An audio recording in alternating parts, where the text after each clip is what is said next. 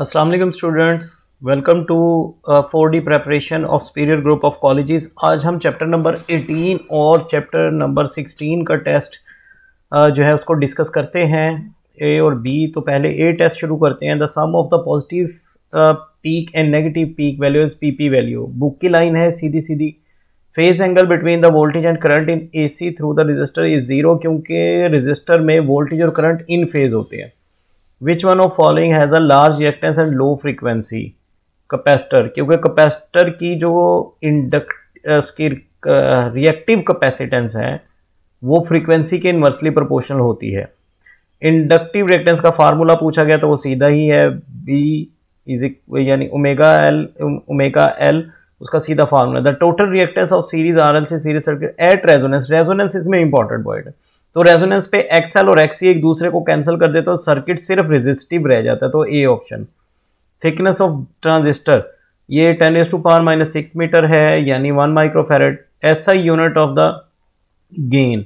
अब current gain असल में कलेक्टर करंट और बेस करंट की रेशो है, तो करंट की रेशो, इसलिए it has no units. Output resistance of an op amp low. Output resistance हमेशा किसी भी सर्किट की लो ही होती है। तो शॉर्ट क्वेश्चंस की तरफ चलते हैं जी, जरा देखें। शॉर्ट क्वेश्चन में sinusoidal current has value 10 ampere, what is a maximum current. तो ये आरएमएस करंट के फार्मूले को ही मैंने सीधा किया। ये यहाँ पे 10 लगाएंगे तो 14.1। अगर फ्रीक्वेंसी को डबल कर दिया जाए तो इंडक्टर और कैपेसिटर की रिएक्टेंस पे क्या फर्क पड़ेगा। तो आप देख सकते हैं इंडक्टर की जो कैपेसिटेंस है वो डबल हो जाएगी फ्रीक्वेंसी डबल करने से, जबकि कैपेसिटर की हाफ हो जाएगी। और इसी तरह अगर फ्रीक्वेंसी को हाफ करेंगे तो इंडक्टर की जो रिएक्टेंस है वो हाफ हो जाएगी और कैपेसिटर की डबल हो जाएगी। What is the RC series circuit, calculate the impedance and phase angle. तो बेटे इस तरह हम निकालेंगे, ये इंपीडेंस है और ये इसका फेज एंगल है, और इसकी वेक्टर डायग्राम से इसको निकाला जाएगा। और वेक्टर डायग्राम पे जैसे ये बनी हुई है, पाइथागोरस थ्योरम लगाएंगे तो ये फॉर्म निकल के आपके सामने आ जाएगी, और tan थीटा लगाएंगे तो ये फॉर्म बन जाएगी। How many times per second an incandescent lamp reaches the maximum brilliance. अब 50 हर्ट्ज सोर्स है, तो एक एसी जो है वो 2 दफा पीक पे जाता है, एक दफा नेगेटिव पीक, एक दफा जो है पॉजिटिव पीक, तो वो 100 टाइम ब्रिलियंस ही देगा। इन R L circuit will the reactance lead the current और लेग द करंट। अच्छा, अब आप पहले तो ये देखें कि लैग और लेग आपने बताना है। तो जब इंडक्टर लग गया, इंडक्टर में हमेशा बैक ईएमएफ की वजह से करंट जो है वो लैग करता है, और रजिस्टर साथ है तो रजिस्टर में तो इन फेज ही होता है। और कहता है वेक्टर डायग्राम बनाए, तो ये वेक्टर डायग्राम बना दी। देखें ये वोल्टेज VL, ये इंडक्टर के वोल्टेज लीड कर रहे हैं। नेक्स्ट चलते हैं जी। कहता है कि ट्रांजिस्टर क्या होता है, इसकी कॉमन इमीटर कॉन्फ़िगरेशन बनाएं एनपीएन की। तो कॉमन इमीटर कॉन्फ़िगरेशन तो आप ये देख सकते हैं। कॉमन इमीटर कॉन्फ़िगरेशन का मतलब है कि इमीटर बेस के साथ भी कनेक्ट हो और कलेक्टर के भी, तो वो ये हमें नजर आ रहा है कि ये कनेक्ट है। आप दूसरी तरफ देख सकते हैं हमारे पास के वो कहता है कि ट्रांजिस्टर क्या है। ट्रांजिस्टर एक डायोड का सिंगल क्रिस्टल है, जिसमें इस तरह डॉपिंग की जाती है कि 2 पी के दरमियान 1 एन आ जाता है, या 1 एन के दरमियान 2 पी आ जाते हैं। आगे कहता है what is the potential barrier, what is the value of the potential barrier for silicon and germanium. तो सिलिकॉन और जर्मेनियम जो है, अब पहले तो पोटेंशियल बैरियर बनता है एक डायोड में, किस वजह से वो बनता है, हमेशा उसके जो है इलेक्ट्रॉन एंड होल की डिफ्यूजन की वजह से, ठीक है। और अगर इसको क्रॉस करना हो तो सिलिकॉन के लिए ये पोटेंशियल बैरियर की वैल्यू होती है 0.7 वोल्ट, और जर्मेनियम के लिए 0.3 वोल्ट। और कहता है right the 4 application of photodiode. Photodiode की 4 एप्लीकेशन बताएं। डिजिटल साउंड प्रोड्यूस करने में, रिकॉर्डिंग में, सिक्योरिटी सिस्टम में, ऑटोमेटिक स्विचिंग में, और मशीन जो अपना ATM मशीन्स हैं उनमें भी, और काउंटिंग मशीन्स जो बैंक में होती हैं उनमें भी फोटोडायोड लगे होते हैं। और आप how does the motion of an electron in an time differ from the motion of P type. तो ये आपको नजर आ रहा है, ये ब्राउन वाले देखें, ये इलेक्ट्रॉन है, ये इस तरफ जा रहे हैं होल्स की तरफ, तो ये होल्स के, और इनकी स्पीड होल से ज्यादा भी होती है। तो आप ये देख सकते हैं, ये एन रीजन है, ये पी, तो एन रीजन से ये देखें ये इलेक्ट्रॉन इस तरफ जा रहे हैं, आपको जाते दिखाई गए। 10th क्वेश्चन है what is the principle of virtual ground. Apply it to find the gain of inverting amplifier. पहले तो प्रिंसिपल ऑफ वर्चुअल ग्राउंड का ही आपको पता होना चाहिए। देखें, आपने नॉन इन्वर्टिंग टर्मिनल को एक्चुअली ग्राउंड किया और इसको हम समझते हैं कि ये ग्राउंड हो गया नॉन इन्वर्टिंग, सॉरी इन्वर्टिंग, तो इसको कहते हैं प्रिंसिपल ऑफ वर्चुअल ग्राउंड। और इसी को अप्लाई करके, किरचॉफ लॉ अप्लाई करके हम इसकी एम्पलीफायर की गेन निकालते हैं और गेन होती है -R2/R1। ये R2 है, ये R1 है। नेक्स्ट चलते हैं जी, यहाँ पे लॉन्ग क्वेश्चन आ गया इसका। Define rectification, explain the full wave rectification. तो ये देखें, ये रेक्टिफिकेशन क्या है, AC को DC में कन्वर्ट करना, और ये ब्रिज रेक्टिफायर है। तो ये आप इसकी वर्किंग देख सकते हैं कि ये जो रेड वाले हैं ये D4 और D2, इनमें से करंट को जाने दे रहा है और यहाँ से ये करंट जा रहा है। तो ये पूरी लूप बनती है ब्रिज रेक्टिफायर की, और एंड पे फ्लक्चुएशन को दूर करने के लिए एक लार्ज कैपेसिटर लगाया जाता है। तो इस तरह ये DC वेव को जनरेट कर देता है। न्यूमेरिकल में सारा डाटा दिया गया है। वो कहता है इम्पीडेंस और रिएक्टेंस बता दें इंडक्टर की। तो RL सीरीज सर्किट का न्यूमेरिकल है, तो आप ये देख सकते हैं कि ये दो फार्मूला इन दोनों में फिट करें और आपको ये निकल आएगा। तो पेपर B है जी, RMS value of EMF in the circuit is given by the factor. तो ये वो फैक्टर है, क्योंकि 1/√2 होता है, तो 1/√2 को हल करेंगे तो 0.707 हो जाएगा। Instantaneous value of the current, तो वो ये है I0 sin of 2π/ft। Main reason for the world wide use of AC, low resistance पेश करता है और लॉन्ग डिस्टेंस ट्रेवल करता है। Most common source of alternating voltage AC generator ही हैं जी, पूरी दुनिया में AC जनरेटर ही लगे हुए हैं। तो आपको भी जो डैम्स भी पैदा करके दे रहे हैं बिजली, वो भी AC जनरेटर्स के थ्रू ही दे रहे हैं। In pure capacitive circuit voltage lags the current by 90 degree, voltage lags the current by 90, तो ये C होगा।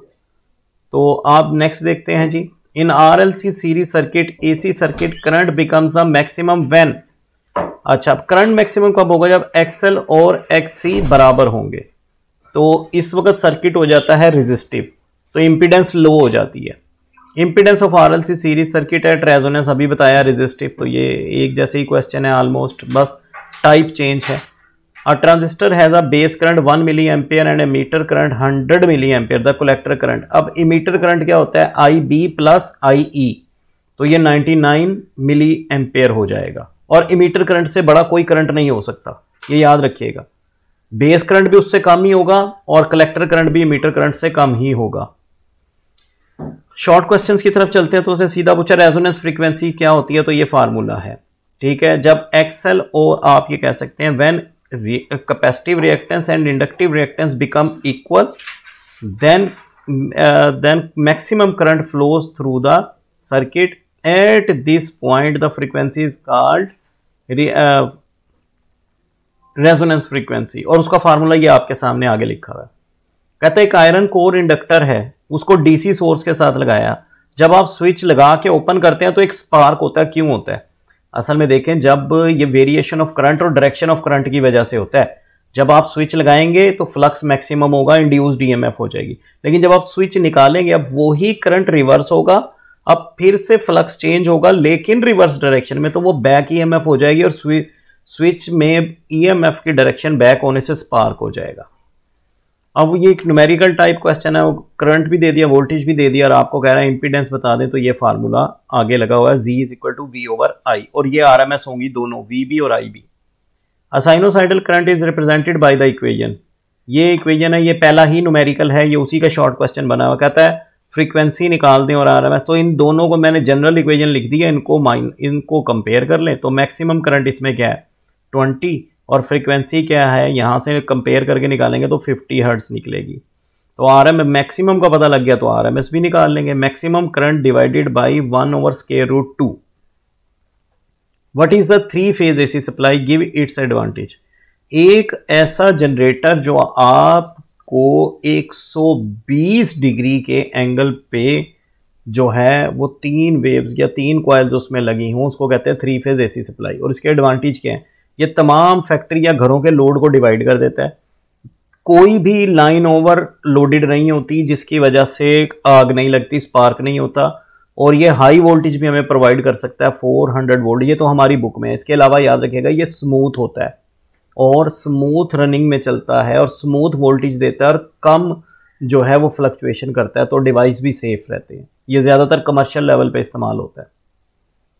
Draw the symbol for the NPN and PNP transistor. तो ये सिंबल हैं सीधे, बस याद रखिएगा पीएनपी में ये जो इमीटर पे एरो है इनवर्ड होता है और एनपीएन में ये एरो आउटसाइड होता है, तो यही इनमें सिर्फ डिफरेंस का तरीका है। साथ में define root mean square value of AC voltage. Root mean square value क्या होती है? एक एवरेज वैल्यू, ठीक है, जो हम एसी की लेते हैं जस्ट लाइक द डीसी और स्मूथ करने के लिए, ताकि उसकी एवरेज जीरो ना हो। अगर आप इसकी आरएमएस नहीं लेंगे तो एसी की एवरेज जीरो हो जाएगी, क्योंकि जितनी प्लस में वोल्टेज होते हैं उतने ही नेगेटिव में हाफ होते हैं, तो एवरेज लेंगे जीरो हो जाएगा। Why the charge carrier are not present in depletion region. Depletion region बनता ही होल्स और इलेक्ट्रॉन्स की डिफ्यूजन से है, तो जितना चार्ज नेगेटिव इलेक्ट्रॉन पे उतना ही होल्स पे पॉजिटिव होता है, तो इसलिए उसमें वो चार्जलेस रीजन होता है। Why the photo diode operated in reverse bias condition? Because of detection of light whether the light is visible और इनविजिबल। एक एनोड है, वो कहता है उसका 0.2 पॉजिटिव है पी टाइप, और कैथोड जो है वो नेगेटिव टर्मिनल के साथ लगा हुआ है बैटरी के, तो क्या ये फॉरवर्ड बाइस होगा? जी बिल्कुल, क्योंकि पी टाइप को पॉजिटिव के साथ लगा दिया और एन टाइप को नेगेटिव के साथ लगा दिया, होगा तो फॉरवर्ड बाइस ही, लेकिन कोई करंट फ्लो नहीं करेगा, क्योंकि कम से कम पोटेंशियल बैरियर 0.3 वोल्ट होना चाहिए, लेकिन यहाँ 0.2 दिया गया, तो इसका जवाब होगा फॉरवर्ड ही, लेकिन करंट फ्लो नहीं होगा। लें जी, लास्ट क्वेश्चन है, लॉन्ग क्वेश्चन। वो कहता है explain the op amp amplifier, inverting amplifier. बस इसमें याद रखिएगा कि इन्वर्टिंग एम्पलीफायर को में जब भी इसको इस्तेमाल करना है तो बैटरी इन्वर्टिंग के साथ लग जाएगी और नॉन इन्वर्टिंग ग्राउंड हो जाएगा। तो ये सर्किट डायग्राम है और ये प्रिंसिपल ऑफ वर्चुअल ग्राउंड है कि हम इसको यहाँ जहाँ पे ये आर ए यानी R1 लगी हुई है, इसको हम ग्राउंडेड समझते हैं, तो प्रिंसिपल ऑफ वर्चुअल ग्राउंड भी इसमें बताना पड़ेगा। तो आप यहाँ पे किरचॉफ लॉ लगाएंगे तो ये आपको आउटपुट गेन इसकी मिल जाएगी। और न्यूमेरिकल बहुत ही सिंपल है, फाइंड द करंट शुरू में ही बता दिया, तो कैपेसिटर लगाया और 150 वोल्ट दे दिए, तो IV ओवर IC, सीधा सीधा फार्मूला है इसका। सिर्फ यहाँ पे आपको IC की वैल्यू, XC की वैल्यू निकालनी पड़ेगी, जो कि होती है 1/2 पाई FC, तो इसलिए ये F दिया गया है। इसकी वैल्यू क्या होती है? 1/2 पाई FC। तो आज की डिस्कशन यहीं तक थी। नेक्स्ट टाइम तक के लिए इजाज़त दीजिए। अल्लाह हाफिज़।